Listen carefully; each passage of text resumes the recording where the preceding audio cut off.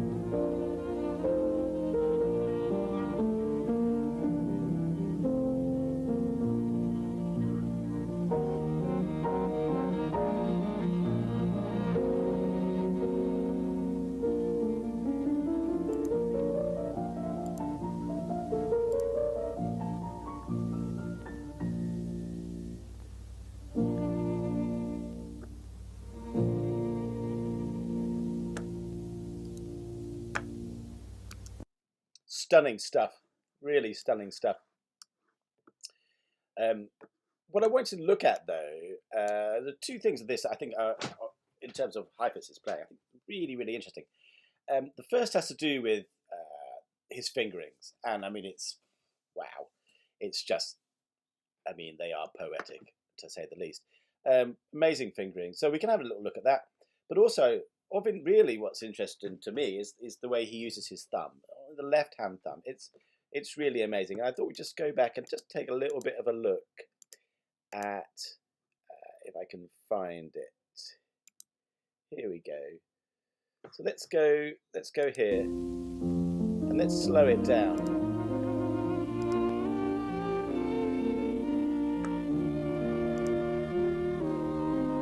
3-3.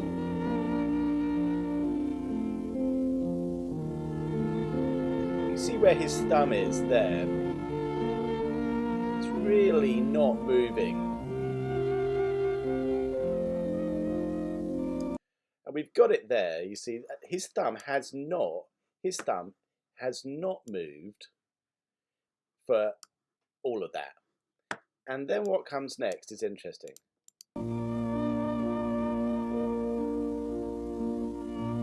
You see, he's moved back. Now it's not in the right place, is it? Of course, because he's moved it. He's moved back,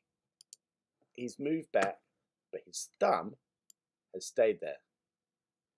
So he's stretched back. So really, essentially, he's now in third position. Before he was in fourth, fifth, sixth.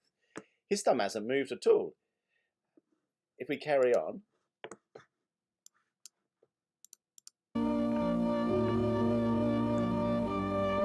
it hasn't moved because he's going back up to a 2. Now it goes. Now you can see he's going back in second position there, and you can see that's now he's going.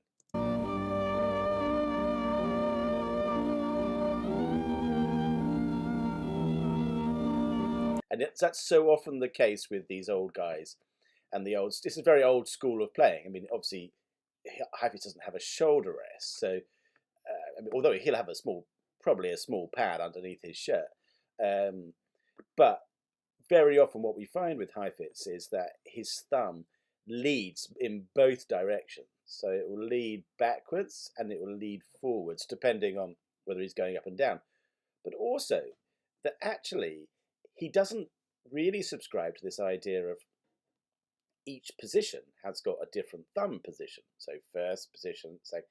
Very often not. See, very often he's got maybe 3, let's say, 3 thumb positions.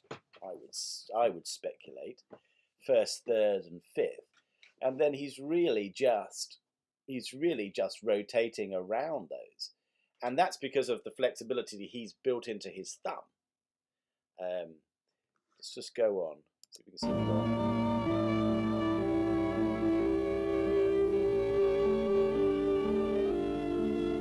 Hang on. Stop the press. Let's talk about fingering there. What was that? 1, 1, 1. Yeah.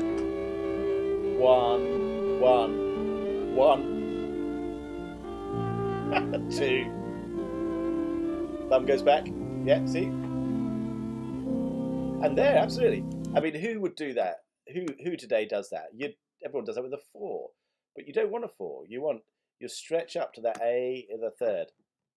And then if we skip on, we can skip on. And then it's even better here in terms of fingerings and the thumb.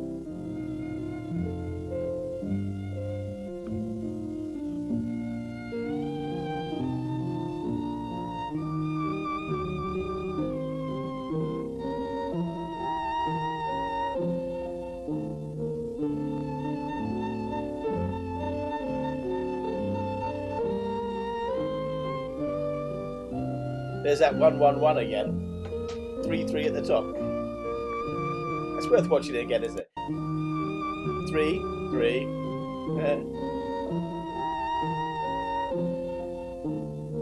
1, 2. 1, 1, 1. And then Nice little up to the 3 at the top, 3-3 at the top. Very nice.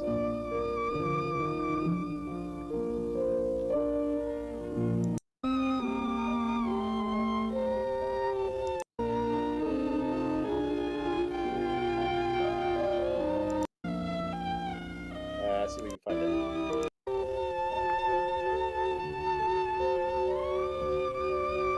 Right here.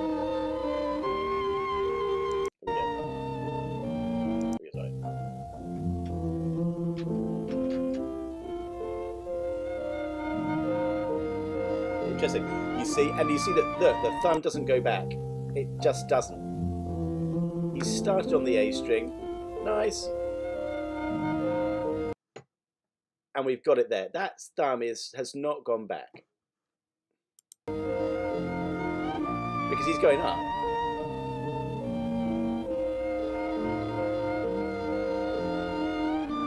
Thumb goes to front. 1, 1, 1.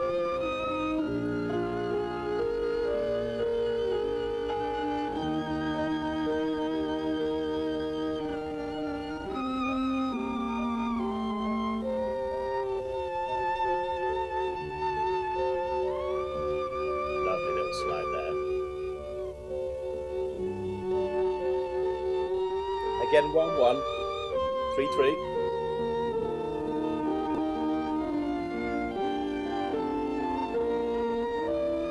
And then always see he's not going up to the 4 there, it's up to the 3. He knows he's got to do 3-3 at the top, but that's nice. He doesn't mind that, does he? He doesn't. We like that.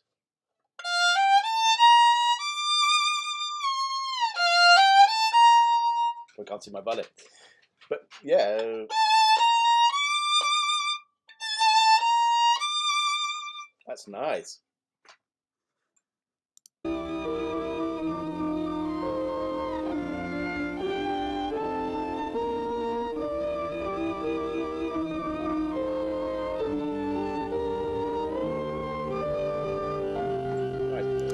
How does he do that? Because that's quite a long way, and he had small hands.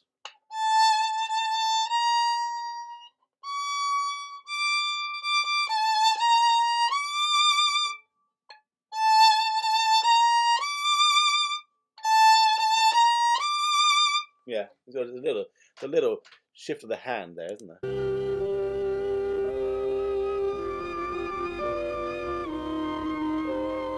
And again, 3-3-3 at the top.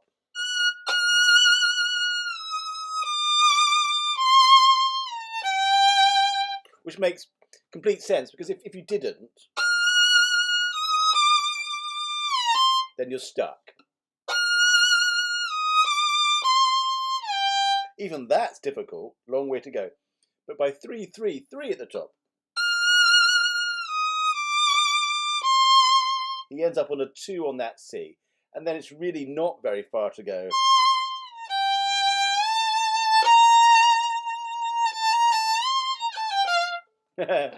Nice, lovely.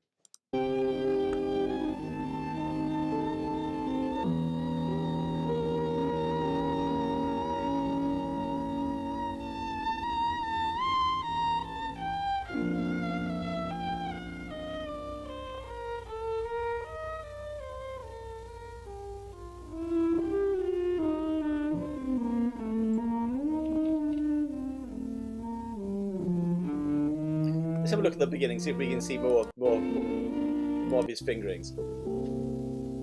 Let's go back to normal speed.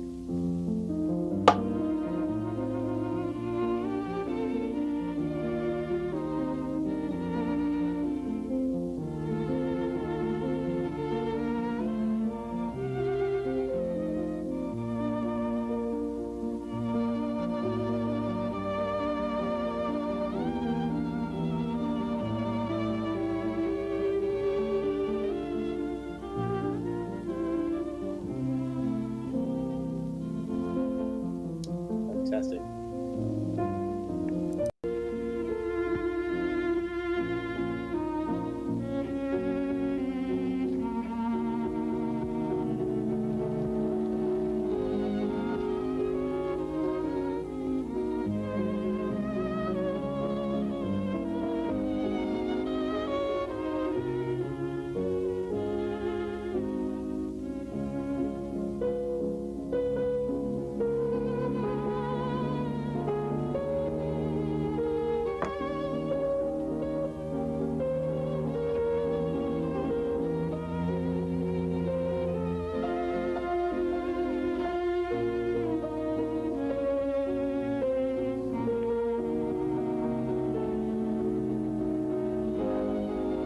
hang on.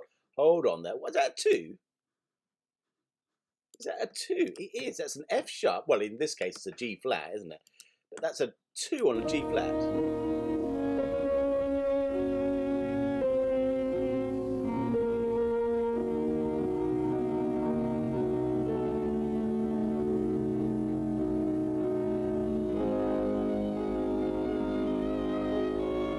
It is.